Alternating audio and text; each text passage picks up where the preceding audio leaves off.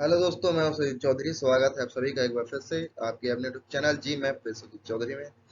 दोस्तों, लेकर आया हूं सेकंड पार्ट SGPGI का। अगर आपने हमारा फर्स्ट पार्ट नहीं देखा है तो जाके देख लीजिएगा। डिस्क्रिप्शन बॉक्स में आपको उसकी लिंक मिल जाएगी या फिर वीडियो के लास्ट में आपको मिल जाएगा उसका लिंक। तो दोस्तों, आज का जो टॉपिक है वो हमने लिया है ब्लड कलेक्शन का।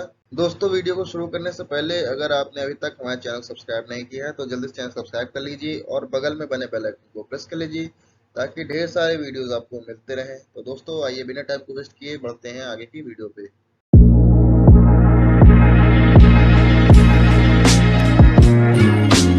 कलेक्शन ऑफ ब्लड, जिसको हम फ्लेबाटमी भी कहते हैं। तो दोस्तों, इसमें क्या क्या रिक्वायरमेंट्स होती है? रिक्वायरमेंट फॉर ब्लड कलेक्शन: सबसे पहले needles 18 gauge for blood transfusion, 21 gauge for adults, 23 gauge for children. Bevel length should be 20 mm for adults and 15 mm for kids। तो दोस्तों, जो हमारे नीडल की लंबाई होती है वो 20 mm एडल्ट्स के लिए और 15 mm जो है बच्चों के लिए यूज की जाती है। अब आ जाते हैं दोस्तों सिरिंज। सिरिंज के जो साइज होती है 2 ml, 3 ml, 5 ml, 10 ml, 20 ml as per requirement of specimen. Always use sterilized glass or disposable syringe. Do not use wet syringe because it leads to hemolysis of blood। तो दोस्तों, 2 ml, 3 ml, 5 ml, 10 ml, 20 ml की जो है syringe हमें देखने को मिलती है स्पेसिमेन के रिक्वायरमेंट पे। अगर ब्लड ज़्यादा चाहिए होगा तो हम 5 से 10 ml का जो है सिरिंज यूज करेंगे और अगर ब्लड की रिक्वायरमेंट कम है तो हम 2 से 3 ml का सिरिंज यूज करेंगे। सिरिंज जो है दोस्तों स्टेलाइज होना चाहिए और ये जो है वेट नहीं होना चाहिए, यानी कि गीला नहीं होना चाहिए, क्योंकि अगर हमारा सिरिंज गीला होगा तो उसकी वजह से जो है ब्लड हेमोलिसिस हो जाएगा, यानी कि ब्लड टूटने के चांस हो जाते हैं। इसके बाद दोस्तों जो वैक्यूटेनर्स हैं, vacutainers are use to collect the blood by venipuncture. तो दोस्तों, जब हम वेनिफैक्चर के थ्रू ब्लड कलेक्ट करते हैं तो हमें ब्लड को स्टोर करने के लिए या रखने के लिए हमको कुछ कंटेनर्स की जरूरत होती है जिसे हम वैक्यूटेनर्स कहते हैं या फिर उसको वायल्स भी कहते हैं। बढ़ते हैं दोस्तों नेक्स्ट स्लाइड पे। अब दोस्तों आ जाते हैं टाइप्स ऑफ वैक्यूटेनर्स, कितने प्रकार के होते हैं।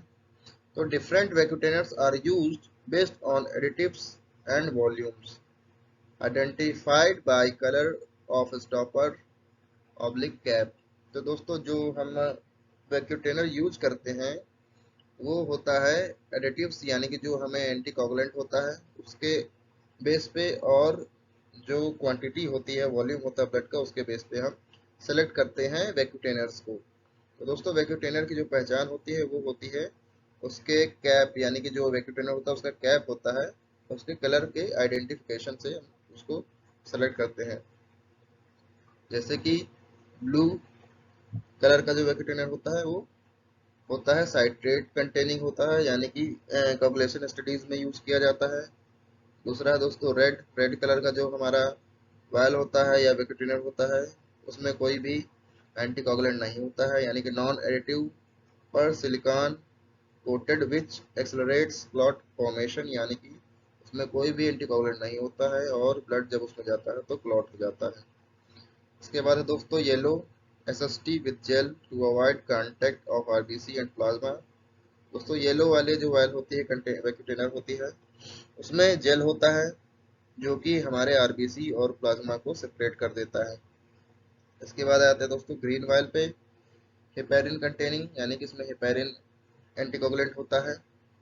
लेवेंडर और पिंक EDTA कंटेनिंग। दोस्तों, जो लिवेंडर या पिंक कलर का होता है वैक्यूटेनर उसमें EDTA एंटीकोगुलेंट होता है। नेक्स्ट है ग्रे, जिसमें हमें ऑक्सलेट और फ्लोराइड देखने को मिलते हैं एंटीकोगुलेंट। इसके बाद दोस्तों आ जाते हैं टर्निकिट पे, जो कि होता है पॉलिस्टर स्ट्रैप या फिर रबर ट्यूब, जिसकी लेंथ होती है दोस्तों 30 से 40 सेंटीमीटर। दोस्तों, ब्लड को वैक्यूटेनर में कलेक्ट करने के लिए भी एक सीक्वेंस का यूज किया जाता है। वो इस प्रकार है। सबसे पहले ब्लड को हम ब्लड कल्चर बॉटल में कलेक्ट करते हैं। इसके बाद ब्लू कलर के जो कैप होता है सोडियम साइट्रेट वायल उसमें, उसके बाद रेड कलर के कंटेनर में, उसके बाद येलो कलर के कंटेनर में, इसके बाद ग्रीन कलर के कंटेनर में, इसके बाद लेवेंडर या फिर पिंक कलर के कंटेनर में यूज़ करते हैं, और सबसे लास्ट में जो होता है दोस्तों वो ग्रे कलर के कंटेनर यानी कि ऑक्सलेट या फ्लोराइड वायल में हम ब्लड को कलेक्ट करते हैं। दोस्तों इसका जो हमने शॉर्टकट भी बनाया हुआ याद करने के लिए, तो जो शॉर्टकट है वो इस प्रकार है: brick LG, B for blue, R for red, Y for yellow, G for green, L for lavender and GY for grey। तो दोस्तों इस शॉर्ट ट्रिक को मैंने बनाया है बिग LG टीवी से, जो LG कंपनी की टीवी आती है। तो हमने बिग को ब्रिक कर दिया है और LG की जो स्पेलिंग है LGY कर दी है, GY मीन्स ग्रे कर दिया है, क्योंकि इसमें दोस्तों G जो है 2 बार आए हुए हैं। बढ़ते हैं नेक्स्ट स्लाइड पे। Methods.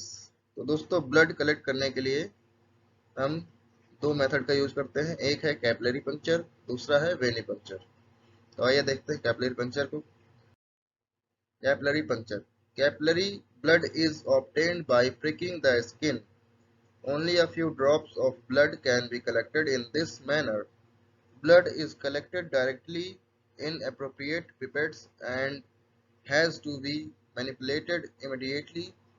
Hemoglobin estimation, total RBC count, TLC, platelets count, and reticulocyte count can be done with capillary blood. Finger prick: in adults used middle or ring finger. Heel or great toe prick for small children and infants. The prick must be deep enough 2 to 4 mm.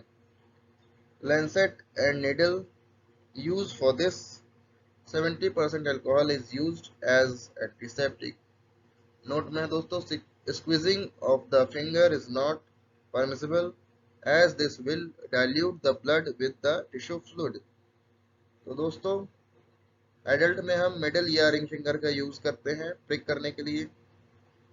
जो infants या children होते हैं, बच्चे होते हैं छोटे, उनके हम हील्स में या फिर ग्रेट टो में प्रिक करते हैं। इसकी जो दोस्तों गहराई होती है प्रिक करने की, वो होती है 2 से 4 mm, और प्रिक करने के लिए हम लैंसेट या फिर नीडल का यूज करते हैं। बढ़ते हैं दोस्तों नेक्स्ट स्लाइड पे। Venipuncture: venous blood is obtained by venipuncture. Venous blood is preferred because because a number of investigations can be done and repeated on the same sample, and because the examination can be done at leisure. In adult, median cubital vein, antecubital fossa, is the most common site. Arm with an inserted intravenous line and extensive scarring and hematoma should be avoided. Veins on the back of hand and ankle are also used for venipuncture। तो दोस्तों venous blood का use किया जाता है mostly, क्योंकि इसमें जो है हमें अच्छी खासी क्वांटिटी मिल जाती है ब्लड की। तो अगर कोई भी सैंपल रिपीट करना होता है या कोई भी जांच रिपीट करनी होती है तो हम सेम सैंपल से उसको कर सकते हैं। इसके बाद दोस्तों जो एडल्ट में हम साइट यूज करते हैं वेनिपंक्चर के लिए, वो होता है मीडियन क्यूबाइटल वेन, या फिर जिसको हम एंटी क्यूबाइटल फोसा भी कहते हैं। इसके बाद दोस्तों जब हमको मीडियन क्यूबाइटल वेन किसी कारण नहीं दिखता है या हम फील नहीं कर पाते तो हम यूज करते हैं बैक ऑफ द हैंड और एंकल्स की वेने। इसके साथ ही दोस्तों हमें कुछ चीज़ें अवॉइड करनी होती है सैंपल कलेक्शन करने के लिए, जैसे कि हेमाटोमा, एक्सटेंसिव स्कारिंग या फिर इंसर्टेड इंट्रावेनस लाइन। बढ़ते हैं नेक्स्ट स्लाइड पे। Artery puncture. तो दोस्तों radial artery is medical procedure performed to obtain a sample of arterial blood gas analysis. तो दोस्तों वैसे तो हम इसका जो यूज है वो एबीजी के लिए ही करते हैं, बाकी इसका और कोई यूज नहीं है टेस्ट में। तो इसमें जो हम पंक्चर साइट जो यूज करते हैं वो होता है radial artery. Needle inserted into the radial artery and spontaneously fills with blood. The syringe is either pre-packed with a small amount of heparin to prevent blood coagulation or must be heparinized. दोस्तों इसमें हम या तो pre packed syringe आता है जिसमें कि heparin होता है, या फिर हम हेपेरिन एंटीकोगुलेंट जो होता है उसको यूज करके फिर ब्लड कलेक्ट करते हैं।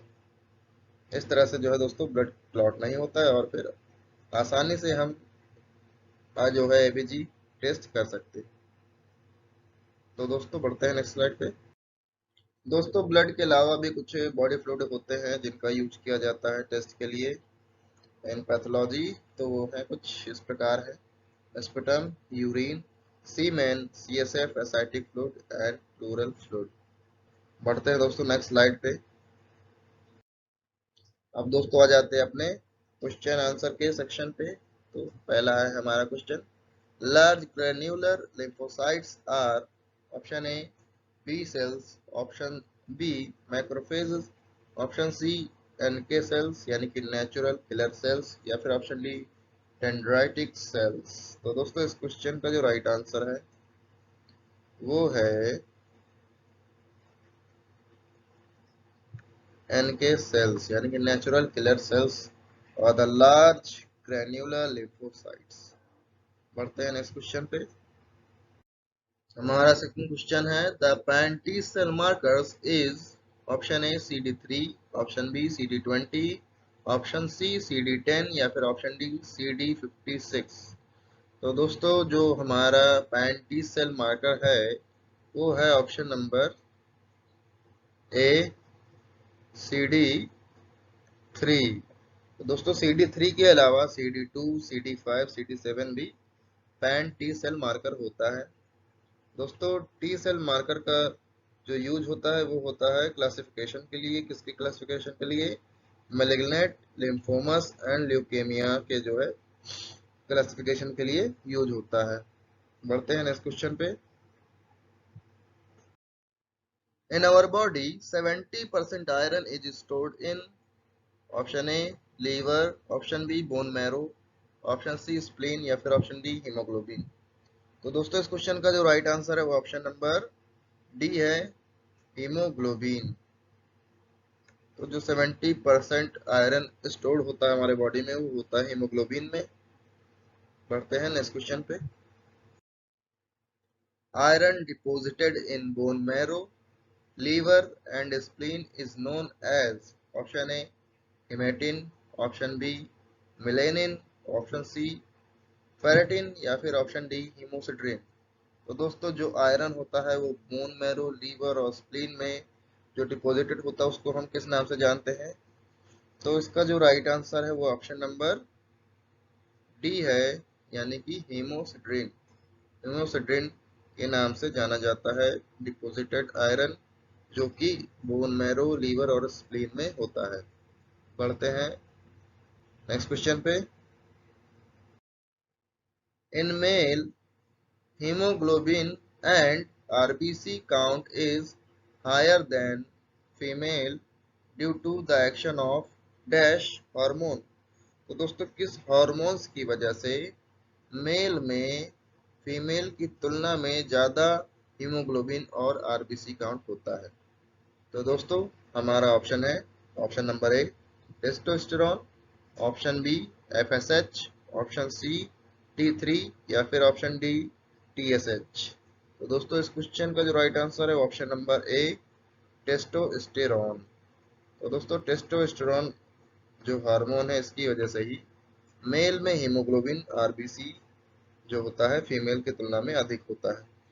दोस्तों T3 का फुल फॉर्म क्या होता है आप नीचे कमेंट बॉक्स में कमेंट करके हमें बताइएगा। तो दोस्तों इसी के साथ ही आज की वीडियो होती है समाप्त।